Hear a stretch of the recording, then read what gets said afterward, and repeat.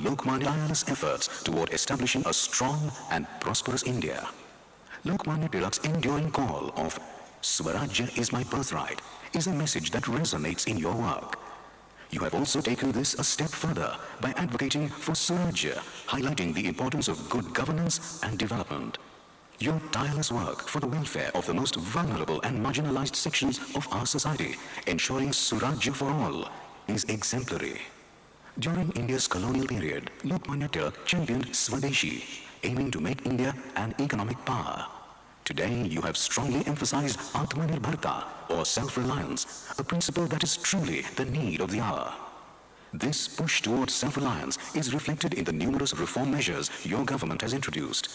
It is due to such transformative policies that India has risen from being the 10th largest economy in 2014 to the 5th largest today, with prospects of soaring even higher.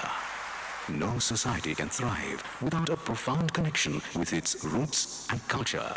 Lokmanya Tilak, by popularizing the Ganesh and Chhatrapati Shivaji Maharaj festivals, deepened cultural consciousness among all Indians. Throughout your tenure in public life, you have placed paramount importance on preserving and promoting our great Indian culture. Over the past 9 years, under your leadership, there has been a significant shift in India's growth trajectory. The world now sees India as a beacon of hope, a nation that can play a major role in creating a more sustainable planet. Your stewardship has significantly elevated India's global prestige. Therefore, sir, we are indeed exhilarated to present you with the Lokmanya Tilak National Award 2023.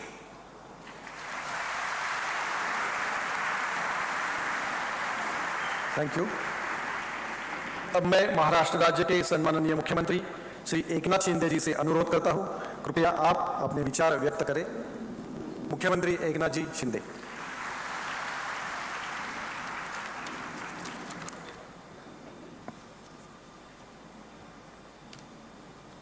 आजच्या लोकमान्य टिळक राष्ट्रीय पुरस्कार सोहळ्याला उपस्थित आपले गौरवमूर्ती आणि देशाचे लोकप्रिय आणि यशस्वी प्रधानमंत्री आदरणीय नरेंद्र मोदी साहेब, माजी केंद्रीय मंत्री आणि ज्येष्ठ नेते शरद पवार साहेब, सुशील कुमार शिंदे साहेब, राज्याचे लोकप्रिय उपमुख्यमंत्री देवेंद्र फडणवीसजी, दुसरे आपले उपमुख्यमंत्री अजितदादा पवारजी, टिळक स्मारक ट्रस्टचे आदरणीय दीपक टिळकजी, रोहित टिळकजी, डॉक्टर गीताली टिळक, डॉक्टर प्रणिती टिळक, उपस्थित सर्व मान्यवर आणि उपस्थित सर्व बंधू भगिनी आणि पत्रकार मित्रांनो, भारतीय स्वातंत्र्य चळवळीचे जनक आणि बहुमुखी प्रतिभावंत लोकमान्य बाळ गंगाधर टिळक यांना मी त्यांच्या पुण्यतिथीनिमित्त सर्वप्रथम विनम्र अभिवादन करतो. ज्यांनी दिलेल्या लढ्यामुळे आपण स्वातंत्र्याचा सूर्य पाहिला, त्यात लोकमान्य टिळक हे नाव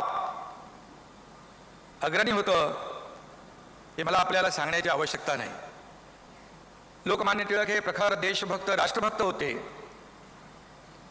ब्रिटिशांविरोधात लढताना त्यांच्या शब्दांना कमालीची धार येत असे. अशा लोकमान्य टिळक यांच्या नावाचा पुरस्कार आदरणीय मोदी साहेबांना, आपल्या लोकप्रिय प्रधानमंत्री महोदयांना मिळणार आहे. त्याबद्दल मी मोदीजींचं आपल्या सगळ्यांच्या वतीने, महाराष्ट्राच्या वतीने मनापासून अभिनंदन करतो. हा पुरस्कार स्वर्गीय इंदिरा गांधी, अटलजी, प्रणव मुखर्जी, बाळासाहेब देवरतजी, मनमोहन सिंगजी असं अनेक शास्त्रज्ञ, उद्योजक, संशोधक ज्यांनी समाजामध्ये चांगलं काम केलं, त्या लोकांचा आजवर या पुरस्काराने सन्मान झालेला आहे. व्यासपीठावर बसलेल्या आदरणीय पवार साहेबांना देखील हा पुरस्कार या संस्थेने दिलेला आहे. आणि म्हणून वर्ल्ड लीडर, जागतिक नेता म्हणून नावलौकिक कमावलेल्या मोदीजी यांची यंदाच्या पुरस्कारासाठी टिळक प्रतिष्ठान स्मारक ट्रस्टने निवड केली. त्याबद्दल टिळक ट्रस्टला देखील मनापासून मी धन्यवाद देतो, त्यांचेही आभार मानतो. लोकमान्य टिळक हे सामान्य माणसाच्या मनातली भावना अचूक ओळखायचे आणि आजच्या काळात समाजाच्या सामान्य माणसाचं मन ओळखणारे आपले आदरणीय पंतप्रधान मोदीजी हे राष्ट्रीय स्तरावरील नेते ठरलेले आहेत. मी त्यांचं पुनश्च अभिनंदन करतो. शिक्षक, वकील, समाजसेवक, स्वातंत्र्य सैनिक असलेले लोकमान्य टिळक हे बहुआयामी नेतृत्व, इतिहास, संस्कृत, खगोलशास्त्र आणि गणित या विषयात त्यांचं प्रावीण्य होतं. मगाशी प्रास्ताविकामध्ये देखील सांगितलं. ते आपल्या कर्तृत्वाने लोकमान्य झाले होते. आणि आदरणीय मोदीजींनी देखील गेल्या 9 वर्षामध्ये आपल्या देशासाठी केलेल्या कामांना लोकमान्यता मिळालेली आहे.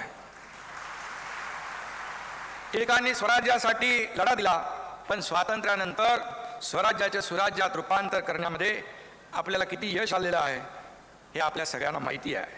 आणि म्हणून पंतप्रधान नरेंद्र मोदीजी यांनी देशाची सूत्र हातात घेतल्यानंतर हेच मुख्य ध्येय ठेवून सबका साथ, सबका विकास, सबका विश्वासचा नारा देश सुराज्य निर्माण करण्याचा प्रयत्न केला. त्या दिशेने त्यांची वाटचाल सुरू आहे.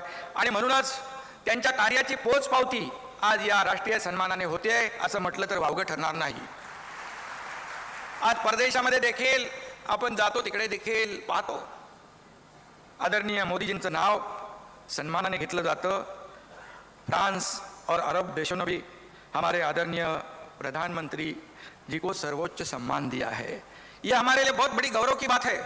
विभिन्न देशों के प्रधानमंत्री, राष्ट्रपति उनके कितना सम्मान करते हैं हमने देखा है. उनका ऑटोग्राफ लेते हैं, कोई बॉस कहते हैं, कोई उन्हें प्यार आदर से गले लगाता है, तो कोई झुककर प्रणाम करता है. अमेरिका के राष्ट्रपति जब उन्हें यू आर ग्लोबली पावरफुल कहते हैं तो हमारे देशवासियों का सीना अभिमान से, गर्व से फूल जाता है.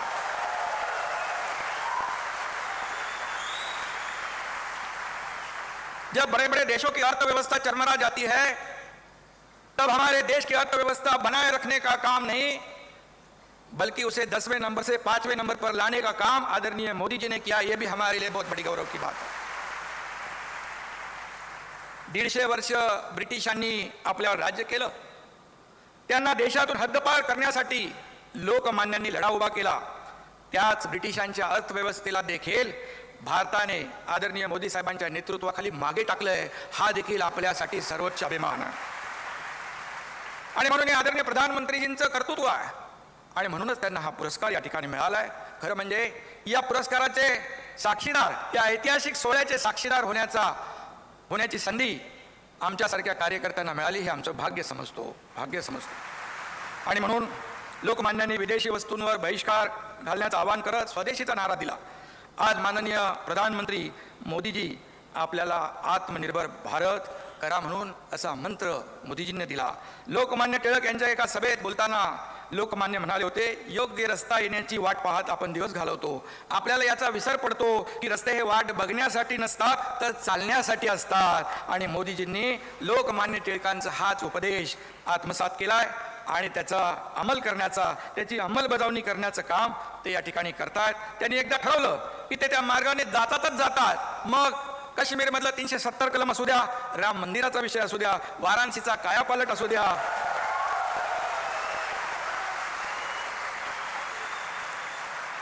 अथवा देशातली गरिबांच्या कल्याणाचा आणि सर्वांगीण विकासाचा विषय असू द्या.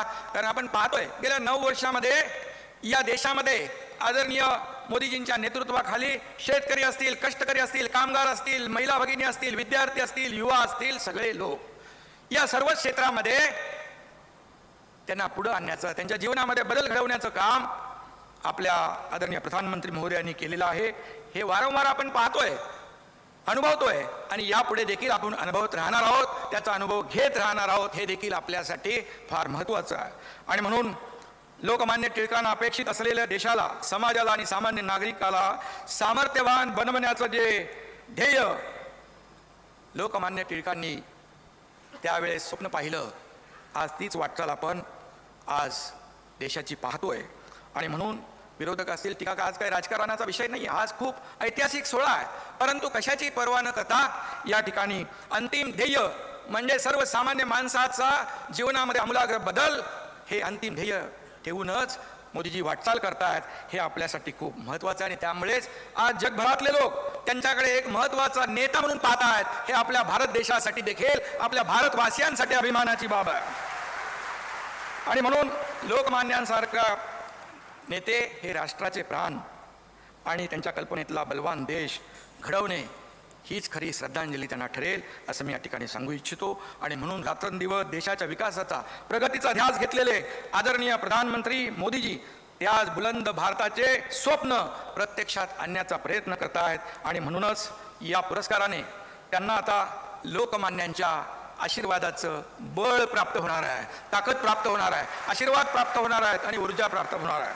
आणि म्हणून मी पुन्हा एकदा आदरणीय प्रधानमंत्री महोदयांचं मनापासून अभिनंदन करतो, मनापासून शुभेच्छा देतो आणि लोकमान्य टिळकांना देखील मी वंदन करतो. धन्यवाद. जय हिंद, जय महाराष्ट्र.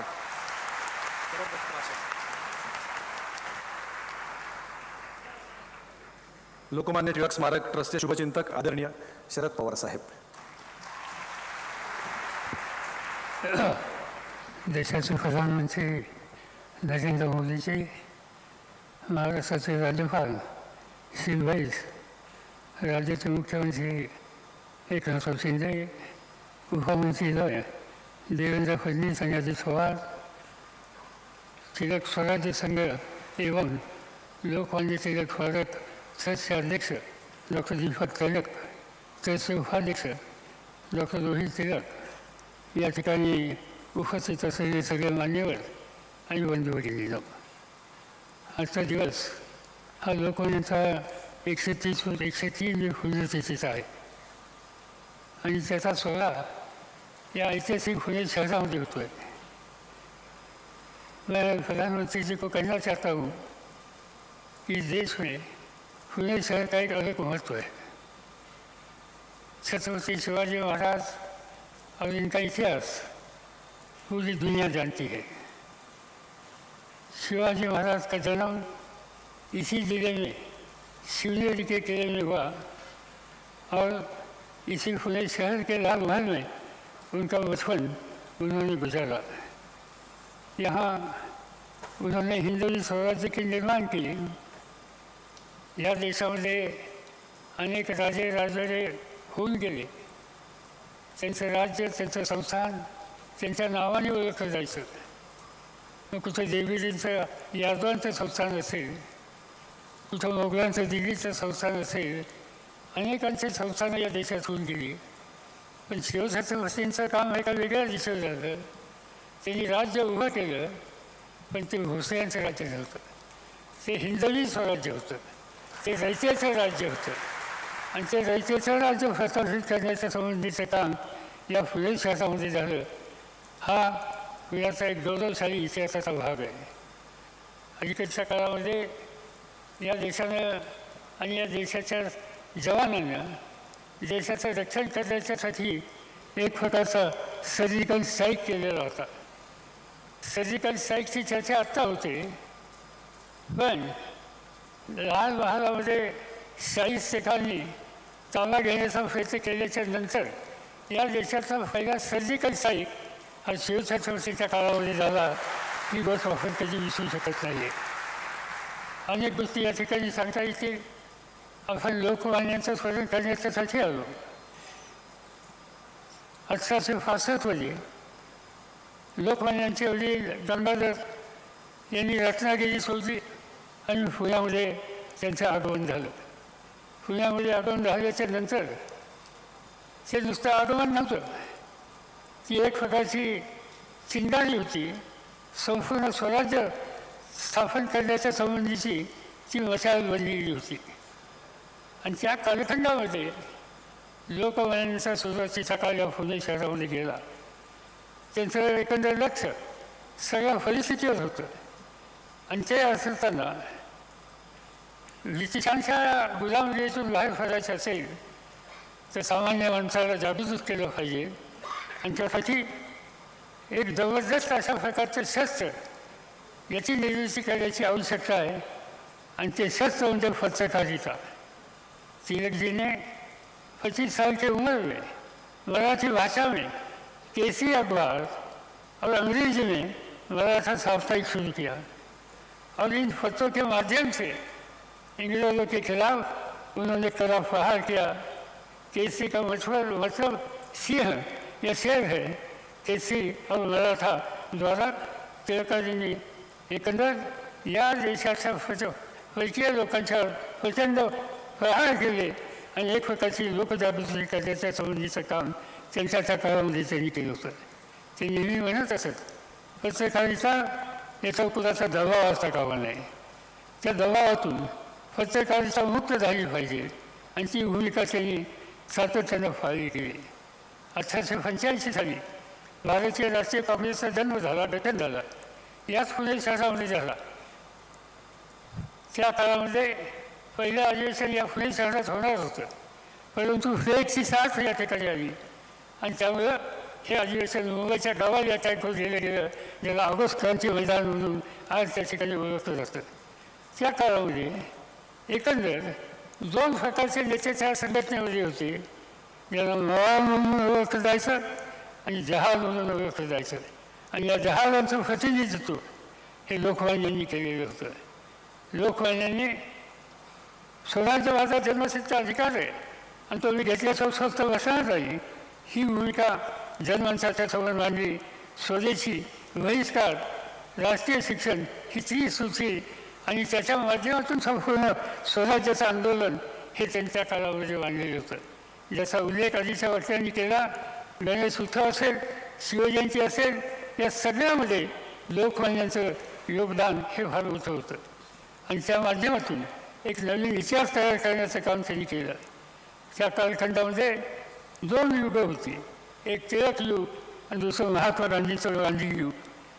या ठिकाणी या दोघांचं जे योगदान आहे ते आम्ही कधी विसरू शकत नाही आणि या देशाच्या नव्या पिढीला या कर्तृत्वान दृष्टीच्या नेत्यांचा आदर्श हा अखंडपणानं प्रेरणा देईल याची मला खात्री आहे. आणि या पार्श्वभूमीवर टिळक पुरस्कार याला एक आगळं वेगळं अशा प्रकारचं महत्त्व आहे. आज आपण आणि टिळक स्मारकानं मोदीजींची निवड या स्मारकाच्यासाठी, या पुरस्काराच्यासाठी केली. ज्या पुरस्कारामध्ये इंदिरा गांधी होत्या, खान अब्दुल खान गफार होते, बाळासाहेब देवरस होते, शंकरदयाळ शर्मा होते, अटल बिहारी वाजपेयी होते, डॉक्टर मनमोहन सिंग होते, अशी अनेक मान्यवरांची नावं या ठिकाणी घेतली जाते. आणि या मान्यवरांच्या यादीमध्ये, पंक्तीमध्ये आज नरेंद्र मोदींच्या नावाचा सुद्धा या ठिकाणी सामावेश झाला, याचा आनंद आपल्या सगळ्यांना आहे. आणि म्हणून आपल्या सगळ्यांच्या वतीनं त्यांचं या ठिकाणी जी निवड झाली, त्यांना हा जो पुरस्कार देण्यात येतो आहे त्याबद्दल त्यांच्या अंतःकरणापासून अभिनंदन करतो आणि आपल्या सगळ्यांची रजा या ठिकाणी घेतो. जय हिंद, जय महाराष्ट्र.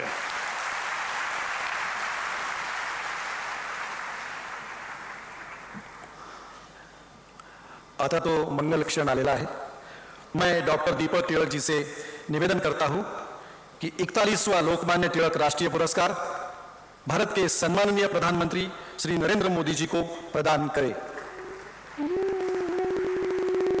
लोकमान्य टिळक वापरत असत असेच उपरणे, जे उपरणं लोकमान्य टिळक वापरत असत तशाच पद्धतीचं खास उपकरण बनवून घेतलेलं आहे आदरणीय पंतप्रधानजींसाठी. लोकमान्य तिलक जी की पहचान पुणेरी पगड़ी और लोकमान्य जी का उत्तरीय, त्याचप्रमाणे सम्मान पत्र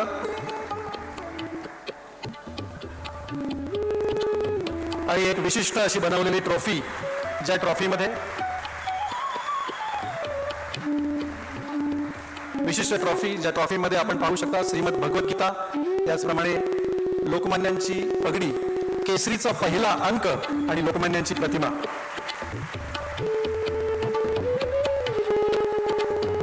एक विशेष बात है, इस समारोह की 1 लाख रुपए की धनराशि दी जाती है, जे आदरणीय पंतप्रधान मोदीजींच्या सूचनेनुसार नमामि गंगे प्रोजेक्टला डोनेट करण्यात आलेली आहे.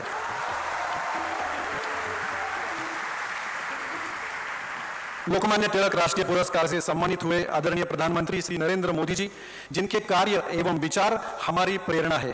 आदरणीय मोदी जी, आपल्या कार्य कौशल्यामुळे, आपल्या कार्य कर्तृत्वामुळे आपण संपूर्ण जगामध्ये लोकप्रिय प्रधानमंत्री आहात. तरीही तुम्ही स्वतःला प्रधान सेवक म्हणवता आणि म्हणून आम्हा सगळ्यांना तुम्ही खूप आवडता. मैं आपसे प्रार्थना करता हूं, इस शुभ अवसर पर आप आपके मन की बात कहे.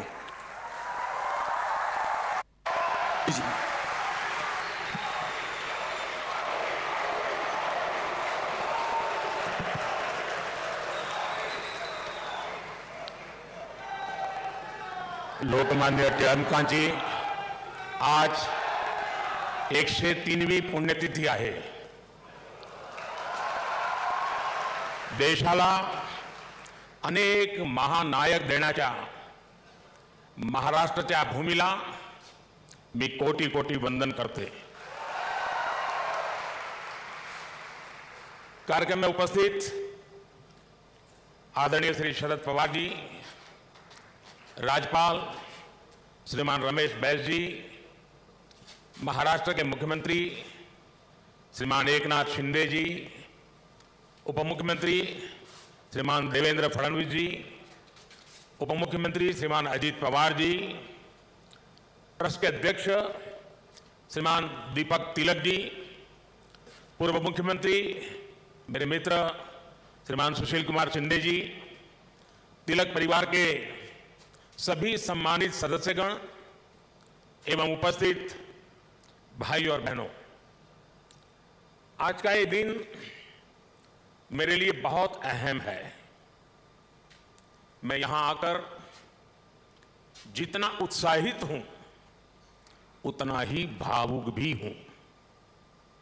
आज हम सब के आदर्श और भारत के गौरव बाल गंगाधर तिलक जी की पुण्यतिथि है.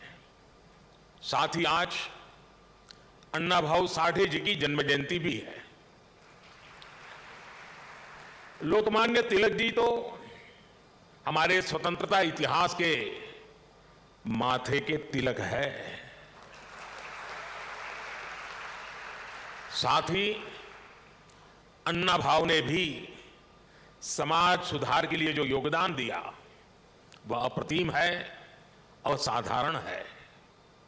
मैं इन दोनों ही महापुरुषों के चरणों में श्रद्धापूर्वक नमन करता हूं. आज या महत्वाच्या दिवशी मला पुण्याच्या या पावन भूमीवर महाराष्ट्राच्या धर्तीवर येण्याची संधी मिळाली हे माझे भाग्य आहे. ये पुण्यभूमि छत्रपति शिवाजी महाराज की धरती है. ये चाफेकर बंधुओं की पवित्र धरती है. इस धरती से ज्योतिबा फुले, सावित्रीबाई फुले की प्रेरणाएं और आदर्श जुड़े हैं. अभी कुछ ही देर पहले मैंने दगड़ू सेठ मंदिर में गणपति जी का आशीर्वाद भी लिया.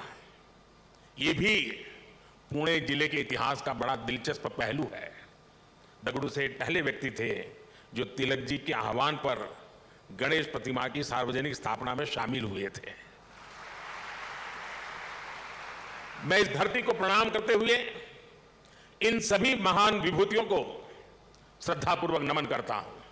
साथियों, आज पुणे में आप सबके बीच मुझे जो सम्मान मिला है ये मेरे जीवन का एक अविस्मरणीय अनुभव है. जो जगह, जो संस्था सीधे तिलक जी से जुड़ी रही हो उसके द्वारा लोकमान्य तिलक नेशनल अवार्ड मिलना मेरे लिए सौभाग्य की बात है.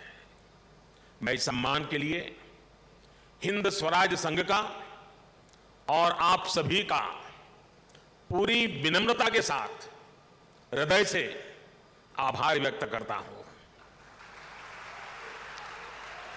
और मैं ये भी कहना चाहूंगा, अगर ऊपर ऊपर से थोड़ा नजर करें तो हमारे देश में काशी और पुणे दोनों की एक विशेष पहचान है. विद्वत्ता यहां पर चिरंजीव है, अमरत्व को प्राप्त हुई है. और जो पुणे नगरी विद्वत्ता की दूसरी पहचान हो, उस भूमि पे सम्मानित होना जीवन का इससे बड़ा कोई गर्व और संतोष की अनुभूति देने वाली घटना नहीं हो सकती है. लेकिन साथियों, जब कोई अवार्ड मिलता है तो उसके साथ ही हमारी जिम्मेदारी भी बढ़ जाती है.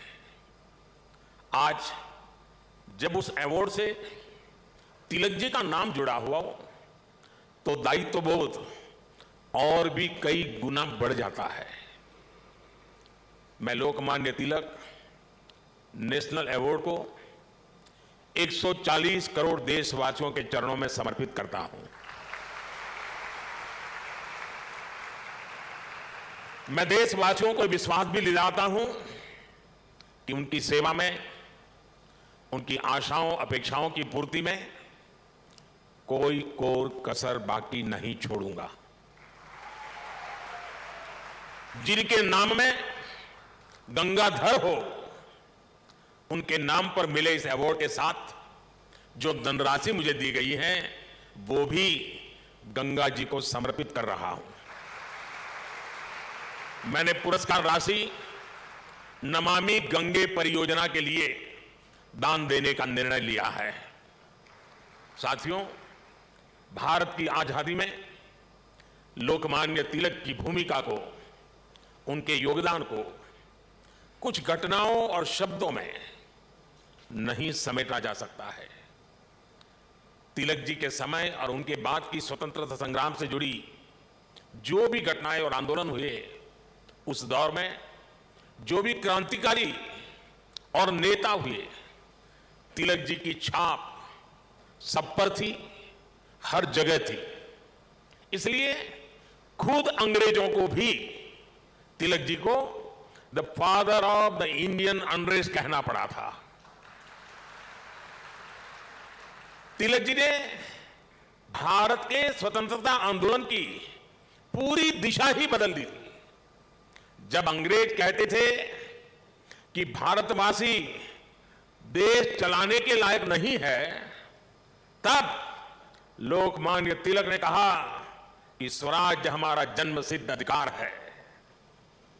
अंग्रेजों ने धारणा बनाई थी कि भारत की आस्था, संस्कृति, मान्यताएं ये सब पिछड़ेपन का प्रतीक है। लेकिन तिलक जी ने इसे भी गलत साबित किया। इसलिए भारत के जनमानस ने न केवल खुद आगे आकर तिलक जी को लोकमान्यता दी, बल्कि लोकमान्य का खिताब भी दिया। और जैसा भी दीपक जी ने बताया, स्वयं महात्मा गांधी ने उन्हें आधुनिक भारत का निर्माता भी कहा। हम कल्पना कर सकते हैं कि तिलक जी का चिंतन कितना व्यापक रहा होगा, उनका विजन कितना दूरदर्शी रहा होगा। साथियों, एक महान नेता वो होता है जो एक बड़े लक्ष्य के लिए न केवल खुद को समर्पित करता है, बल्कि उस लक्ष्य की प्राप्ति के लिए संस्थाएं और व्यवस्थाएं भी तैयार करता है। इसके लिए हमें सबको साथ लेकर आगे बढ़ना होता है, सबके विश्वास को आगे बढ़ाना होता है। लोकमान्य तिलक के जीवन में हमें ये सारी खूबियां दिखती हैं। उन्होंने अंग्रेजों ने जब उन्हें जेल में डाला, उन पर अत्याचार हुए, उन्होंने आजादी के लिए त्याग और बलिदान की पराकाष्ठा की। लेकिन साथ ही उन्होंने टीम स्पिरिट के, सहभाग और सहयोग के अनुकरणीय उदाहरण भी पेश किए। लाला लाजपत राय और बिपिन चंद्र पाल के साथ उनका विश्वास, उनकी आत्मीयता भारतीय स्वतंत्रता संग्राम का स्वर्णिम अध्याय है। आज भी जब बात होती है तो लाल, बाल, पाल के तीनों नाम एक त्रिशक्ति के रूप में याद किए जाते हैं। तिलक जी ने उस समय आजादी की आवाज को बुलंद करने के लिए पत्रकारिता और अखबार की अहमियत को भी समझा। अंग्रेजी में तिलक जी ने, जैसा शरद राव ने कहा, द मराठा साप्ताहिक शुरू किया। मराठी में गोपाल गणेश अगरकर और विष्णु शास्त्री चिपलुंकर जी के साथ मिलकर उन्होंने केसरी अखबार शुरू किया। 140 से भी ज्यादा समय से केसरी अनवरत आज भी महाराष्ट्र में छपता है, लोगों के बीच पढ़ा जाता है। ये इस बात का सबूत है कि तिलक जी ने कितनी मजबूत नींव पर संस्थाओं का निर्माण किया था।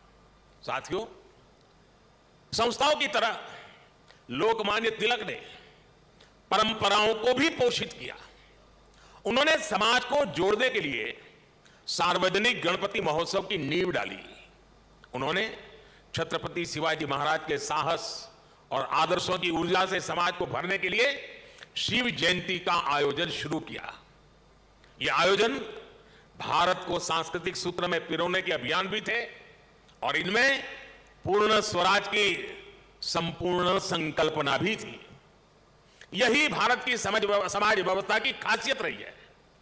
भारत ने हमेशा ऐसे नेतृत्व को जन्म दिया है जिसने आजादी जैसे बड़े लक्ष्यों के लिए भी संघर्ष किया और सामाजिक बुराइयों के खिलाफ नई दिशा भी दिखाई। आज की युवा पीढ़ी के लिए यह बहुत बड़ी सीख है। भाई और बहनों, लोकमान्य तिलक इस बात को भी जानते थे कि आजादी का आंदोलन हो या राष्ट्र निर्माण का मिशन, भविष्य की जिम्मेदारी हमेशा युवाओं के कंधों पर होती है।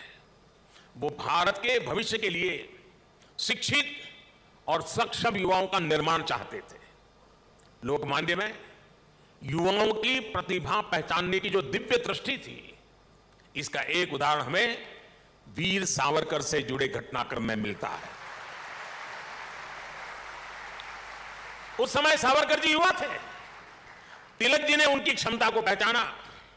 वो चाहते थे कि सावरकर बाहर जाकर अच्छी पढ़ाई करे और वापस आकर आजादी के लिए काम करे। ब्रिटेन में श्यामजी कृष्ण वर्मा ऐसे ही युवाओं को अवसर देने के लिए 2 स्कॉलरशिप चलाते थे। एक स्कॉलरशिप का नाम था छत्रपति शिवाजी स्कॉलरशिप और दूसरी स्कॉलरशिप का नाम था महाराणा प्रताप स्कॉलरशिप। वीर सावरकर के लिए तिलक जी ने श्यामजी कृष्ण वर्मा से सिफारिश की थी। इसका लाभ लेकर वो लंदन में बैरिस्टर बन सके। ऐसे कितने ही युवाओं को तिलक जी ने तैयार किया। पुणे में new English school, Deccan education society और फर्गुसन कॉलेज जैसे संस्थानों, उसकी स्थापना उनके इसी विजन का हिस्सा है। इन संस्थाओं से ऐसे कितने ही युवा निकले जिन्होंने तिलक जी के मिशन को आगे बढ़ाया, राष्ट्र निर्माण में अपनी भूमिका निभाई। व्यवस्था निर्माण से संस्था निर्माण, संस्था निर्माण से व्यक्ति निर्माण और व्यक्ति निर्माण से राष्ट्र निर्माण, ये विजन राष्ट्र के भविष्य के लिए रोडमैप की तरह होता है। इसी रोडमैप को आज देश प्रभावी ढंग से फॉलो कर रहा है। साथियों, वैसे तो तिलक जी पूरे भारत के लोकमान्य नेता है, लेकिन जैसे पुणे और महाराष्ट्र के लोगों के लिए उनका एक अलग स्थान है, वैसा ही रिश्ता गुजरात के लोगों का भी उनके साथ है। मैं आज इस विशेष अवसर पर मैं उन बातों को भी याद कर रहा हूं। स्वतंत्रता संग्राम के समय वो करीब 1.5 महीने अहमदाबाद साबरमती जेल में रहे थे। इसके बाद 1916 में तिलक जी अहमदाबाद आए और आपको जानकर के खुशी होगी, उस समय जब अंग्रेजों की पूरी तरह जुल्म चलते थे, अहमदाबाद में तिलक जी के स्वागत में और उनको सुनने के लिए उस जमाने में 40,000 से ज्यादा लोग उनका स्वागत करने के लिए आए थे। और खुशी की बात यह है कि उनको सुनने के लिए उस समय ऑडियंस में सरदार वल्लभ भाई पटेल भी थे। उनके भाषण ने सरदार साहब के मन में एक अलग ही छाप छोड़ी। बाद में सरदार पटेल अहमदाबाद नगर पालिका के प्रेसिडेंट बने, म्युनिसिपैलिटी के प्रेसिडेंट बने। और आप देखिए उस समय के व्यक्तित्व की सोच कैसी होती थी। उन्होंने अहमदाबाद में तिलक जी की मूर्ति लगाने का फैसला किया। और सिर्फ मूर्ति लगाने का फैसला किया नहीं, उनके निर्णय में भी सरदार साहब की लौह पुरुष की पहचान मिलती है। सरदार साहब ने जो जगह चुनी वो जगह थी विक्टोरिया गार्डन। अंग्रेजों ने रानी विक्टोरिया की हीरक जयंती मनाने के लिए अहमदाबाद में 1897 में 1897 में विक्टोरिया गार्डन का निर्माण किया था।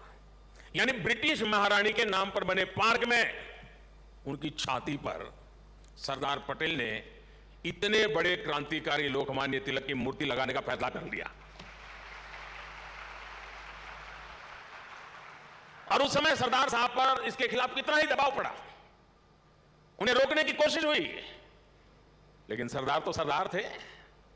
सरदार ने कह दिया वो अपना पद छोड़ देना पसंद करेंगे, लेकिन मूर्ति तो वहीं पर लगेगी।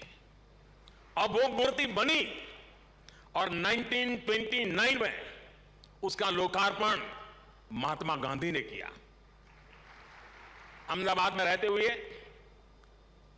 मुझे कितनी बार उस पवित्र स्थान पर जाने का मौका मिला है और तिलक जी की प्रतिमा के सामने सर झुकाने का अवसर मिला है। वो एक अद्भुत मूर्ति है जिसमें तिलक जी विश्राम मुद्रा में बैठे हुए हैं। ऐसा लगता है जैसे वो स्वतंत्र भारत के उज्जवल भविष्य की ओर देख रहे हैं। आप कल्पना करिए, गुलामी के दौर में भी सरदार साहब ने अपने देश के सपूत के सम्मान में पूरी अंग्रेजी हुकूमत को चुनौती दे दी थी। और आज की स्थिति देखिए, अगर आज हम किसी एक सड़क का नाम भी किसी विदेशी आक्रांता की जगह कर बदलकर भारतीय विभूति पर रखते हैं तो कुछ लोग उस पर हल्ला मचाने लग जाते हैं, उनकी नींद खराब हो जाती है। साथियों, ऐसा कितना ही कुछ है जो हम लोकमान्य तिलक के जीवन से सीख सकते हैं। लोकमान्य तिलक गीता में निष्ठा रखने वाले व्यक्ति थे। वो गीता के कर्मयोग को जीने वाले व्यक्ति थे। अंग्रेजों ने उन्हें रोकने के लिए उन्हें भारत के दूर पूरब में मांडले की जेल में डाल दिया, लेकिन वहां भी तिलक जी ने गीता का अपना अध्ययन जारी रखा। उन्होंने देश को हर चुनौती से पार पाने के लिए गीता रहस्य के जरिए कर्मयोग की सहज समझ दी, कर्म की ताकत से परिचित करवाया। साथियों, बाल गंगाधर तिलक जी के व्यक्तित्व के एक और पहलू की तरफ मैं आज देश के युवा पीढ़ी का ध्यान आकर्षित करना चाहता हूं। तिलक जी की एक बड़ी विशेषता थी कि वो लोगों को खुद पर विश्वास करने के बड़े आग्रही थे और करना सिखाते थे। वो उन्हें आत्मविश्वास से भर देते थे। पिछली शताब्दी में जब लोगों के मन में ये बात बैठ गई थी कि भारत गुलामी की बेड़ियां नहीं तोड़ सकता, तिलक जी ने लोगों को आजादी का विश्वास दिया। उन्हें हमारे इतिहास पर विश्वास था, उन्हें हमारी संस्कृति पर विश्वास था, उन्हें अपने लोगों पर विश्वास था, उन्हें हमारे श्रमिकों उद्यमियों पर विश्वास था, उन्हें भारत के सामर्थ्य पर विश्वास था। भारत की बात आते ही कहा जाता था यहां के लोग ऐसे ही हैं, हमारा कुछ नहीं हो सकता। लेकिन तिलक जी ने हीन भावना के इस मिथक को तोड़ने का प्रयास किया, देश को उसके सामर्थ्य का विश्वास दिलाया। साथियों, अविश्वास के वातावरण में देश का विकास संभव नहीं होता। कल मैं देख रहा था, पुणे के ही एक सज्जन श्रीमान मनोज पोचाट जी ने मुझे ट्वीट किया है। उन्होंने मुझे 10 साल पहले की मेरी पुणे यात्रा को याद दिलाया है। उस समय जिस फर्गुसन कॉलेज की तिलक जी ने स्थापना की थी, उसमें मैंने तब के भारत में ट्रस्ट डेफिसिट की बात की थी। अब मनोज जी ने मुझे आग्रह किया है कि मैं ट्रस्ट डेफिसिट से ट्रस्ट सरप्लस तक की देश की यात्रा के बारे में बात करूं। मैं मनोज जी का आभार व्यक्त करूंगा कि उन्होंने इस अहम विषय को उठाया है। भाई और बहनों, आज भारत में ट्रस्ट सरप्लस पॉलिसी में भी दिखाई देता है और देशवासियों के परिश्रम में भी झलकता है। बीते 9 वर्षों में भारत के लोगों ने बड़े बड़े बदलावों की नींव रखी, बड़े बड़े परिवर्तन करके दिखाए।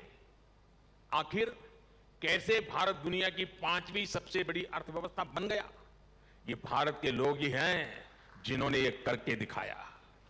आज देश हर क्षेत्र में अपने आप पर भरोसा कर रहा है और अपने नागरिकों पर भी भरोसा कर रहा है। कोरोना के संकट काल में भारत ने अपने वैज्ञानिकों पर विश्वास किया और उन्होंने मेड इन इंडिया वैक्सीन बनाकर दिखाई और पुणे ने भी उसमें बड़ी भूमिका निभाई। हम आत्मनिर्भर भारत की बात कर रहे हैं क्योंकि हमें विश्वास है कि भारत ये कर सकता है। हम देश के आम आदमी को बिना गारंटी का मुद्रा लोन दे रहे हैं क्योंकि हमें उसकी ईमानदारी पर, उसकी कर्तव्य शक्ति पर विश्वास है। पहले छोटे छोटे कामों के लिए आम लोगों को परेशान होना पड़ता था, आज ज्यादातर काम मोबाइल पर एक क्लिक पर हो रहे हैं। कागजों को अटैच करने के लिए आपके अपने हस्ताक्षर पर भी आज सरकार विश्वास कर रही है। इससे देश में एक अलग माहौल बन रहा है, एक सकारात्मक वातावरण तैयार हो रहा है और हम देख रहे हैं कि विश्वास से भरे हुए देश के लोग देश के विकास के लिए कैसे खुद आगे बढ़कर काम कर रहे हैं। स्वच्छ भारत आंदोलन को इस जन विश्वास ने ही जन आंदोलन में बदला। बेटी बचाओ बेटी पढ़ाओ अभियान को इस जन विश्वास ने ही जन आंदोलन में बदला। लाल किले से मेरी एक पुकार पर कि जो सक्षम है उन्हें गैस सब्सिडी छोड़नी चाहिए, लाखों लोगों ने गैस सब्सिडी छोड़ दी थी। कुछ समय पहले ही कई देशों का एक सर्वे हुआ था। इस सर्वे में सामने आया कि जिस देश के नागरिकों को अपनी सरकार में सबसे ज्यादा विश्वास है, उस सर्वे ने बताया उस देश का नाम भारत है। ये बदलता हुआ जनमानस, ये बढ़ता हुआ जनविश्वास भारत के जन जन की प्रगति का माध्यम बन रहा है। साथियों, आज आजादी के 75 वर्ष बाद देश अपने अमृतकाल को कर्तव्य काल के रूप में देख रहा है। हम देशवासी अपने अपने स्तर से देश के सपनों और संकल्पों को ध्यान में रखकर काम कर रहे हैं। इसलिए आज विश्व भी भारत में भविष्य देख रहा है। हमारे प्रयास आज पूरी मानवता के लिए एक आश्वासन बन रहे हैं। मैं मानता हूं कि लोकमान्य आज जहां भी उनकी आत्मा होगी वो हमें देख रहे हैं, हम पर अपना आशीर्वाद बरसा रहे हैं। उनके आशीर्वाद से, उनके विचारों की ताकत से हम एक सशक्त और समृद्ध भारत के अपने सपने को जरूर साकार करेंगे। मुझे विश्वास है हिंद स्वराज संघ तिलक के आदर्शों से जन जन को जोड़ने में इसी प्रकार आगे आकर के अहम भूमिका निभाता रहेगा। मैं एक बार फिर इस सम्मान के लिए आप सभी का आभार प्रकट करता हूं। इस धरती को प्रणाम करते हुए, इस विचार को आगे बढ़ाने में जुड़े हुए सबको प्रणाम करते हुए मैं मेरी वाणी को विराम देता हूं। आप सबका बहुत बहुत धन्यवाद।